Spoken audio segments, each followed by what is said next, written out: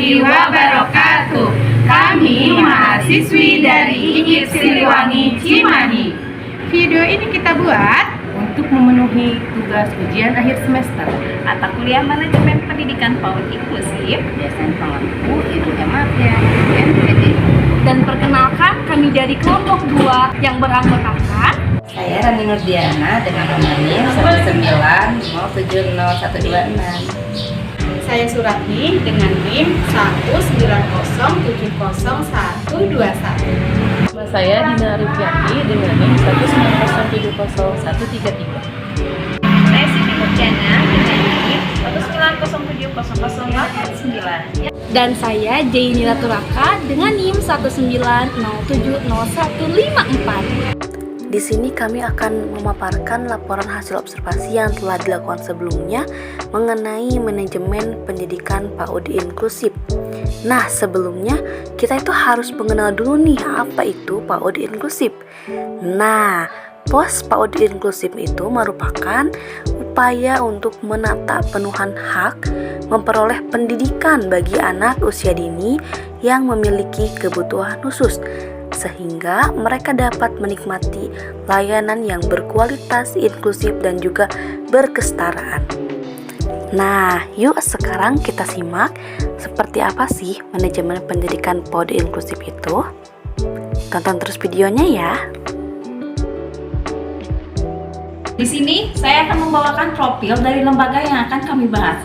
Lembaga yang akan kami bahas bertempat di Kota Cimahi. Lembaga ini didirikan pada tahun 2005 dan pada tahun 2010 lembaga ini mendirikan PAI Group dengan semangat untuk memajukan anak bangsa agar anak-anak bisa mendapatkan pendidikan yang berkesinambungan. Misi dari sekolah yang kami observasi adalah visi menjadikan sekolah yang ramah, unggul, dan berkarakter terdepan di Indonesia.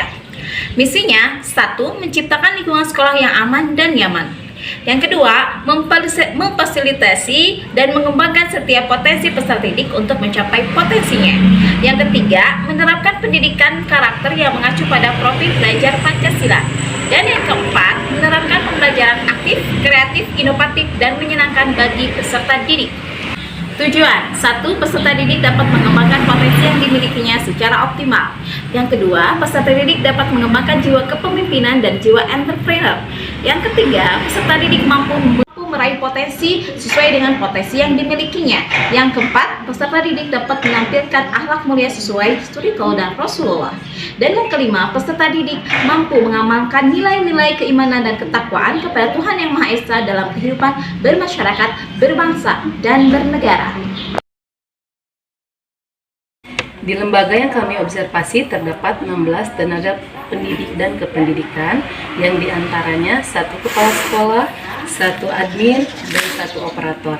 Ada 10 guru dan 6 shadow teacher. Kualifikasi khusus shadow teacher salah satunya adalah memiliki pengalaman mendidik anak usia dini.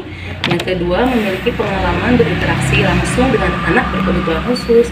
Yang ketiga, menunjukkan motivasi untuk mendampingi dan menangani anak berkebutuhan khusus. Yang keempat, memiliki keinginan yang besar untuk belajar mendampingi anak berkebutuhan khusus. Dan yang terakhir, pendidikan minimal lulus setara dengan SMA. Di lembaga yang kami observasi, pendidik dan shadow teacher selalu mendapatkan kesempatan untuk meningkatkan kompetensi sesuai kebutuhan melalui seminar, workshop, dan pelatihan-pelatihan yang dilaksanakan dengan mendatangkan narasumber dari luar namun tidak bersertifikat karena acara tersebut khusus diadakan oleh lembaga tersebut untuk para pendidik.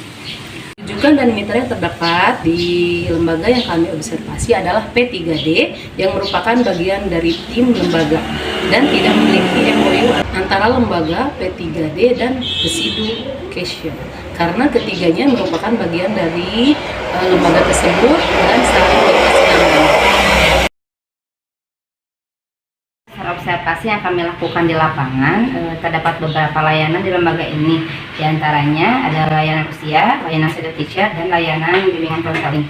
Adapun layanan usia di lembaga ini yaitu ada di playgroup usia anak 3-4 tahun, usia kelompok A anak usia 4-5 tahun, kelompok B anak usia 5-6 tahun, dan khusus di anak ABK di usia 3-7 tahun. Adapun layanan shadow teacher di lembaga ini memiliki 3 shadow teacher, 1 shadow teacher di playgroup dan 2 shadow teacher di kelompok A. Bimbingan konseling di lembaga ini langsung di bawah psikolog dari tim P3D. Ya, tim P3D memiliki program terapi lembaga tersebut bagi anak-anak yang disarankan.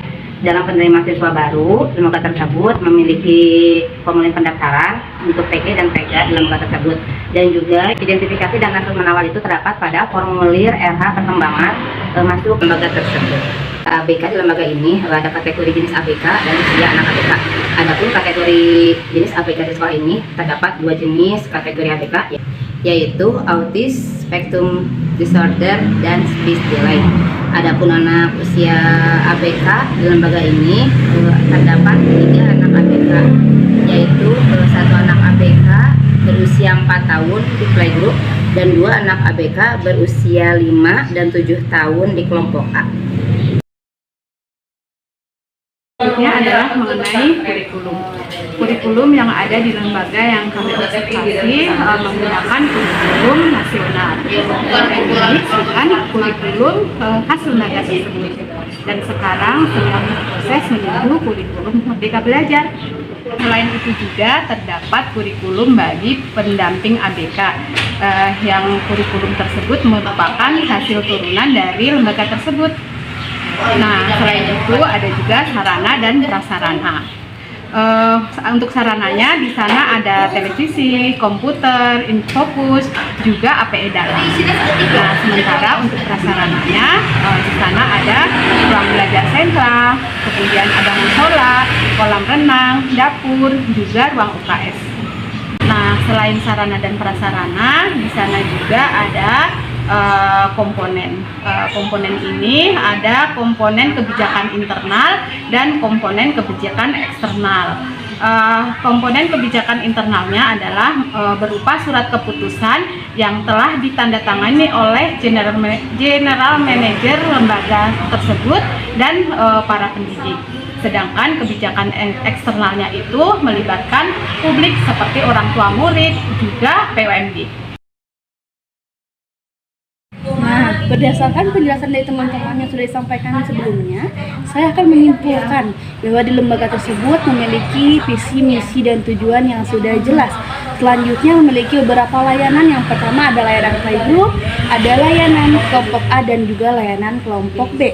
Untuk layanan playgroup yaitu usia 3-4 tahun, kelompok A usia 4-5 tahun, dan kelompok B usia 5-6 tahun. Selain itu juga ada layanan untuk anak berkebutuhan khusus di usia 3-7 tahun. Di lembaga tersebut sudah memiliki beberapa anak berkebutuhan khusus. Di antaranya ada anak berkebutuhan khusus autis dan juga speech delay. Nah, di lembaga tersebut juga ada hal yang menarik, yaitu mengenai kurikulum. Di lembaga tersebut masih menggunakan kurikulum nasional yang dimix dengan kurikulum khas lembaga. Selain itu juga sedang menuju proses kepada kurikulum Merdeka Belajar. Di lembaga tersebut sudah memiliki sarana dan prasarana yang mumpuni, seperti mempunyai komputer, televisi, infocus, dan juga ruang sentra, musola, kolam renang, dan lain sebagainya. Nah, berdasarkan hasil observasi, kami menyimpulkan bahwa di lembaga tersebut memiliki kelebihan, yaitu memiliki fasilitas ataupun sarana dan prasarana yang mumpuni, baik itu untuk anak reguler maupun anak berkebutuhan khusus. Terdapat beberapa shadow teacher untuk membimbing anak berkebutuhan khusus. Terdapat lingkungan yang aman, nyaman, dan juga menyenangkan untuk anak. Memiliki playground indoor maupun outdoor. Memiliki program yang unik, menarik, dan juga menyenangkan bagi pembelajaran anak usia dini, baik untuk anak reguler maupun anak berkebutuhan khusus. Paling menarik itu adalah di lembaga tersebut memiliki pelatihan khusus bagi guru dan shadow teacher, seperti pelatihan untuk membimbing anak berkebutuhan khusus, pelatihan untuk kurikulum Merdeka Belajar, dan pelatihan yang lainnya.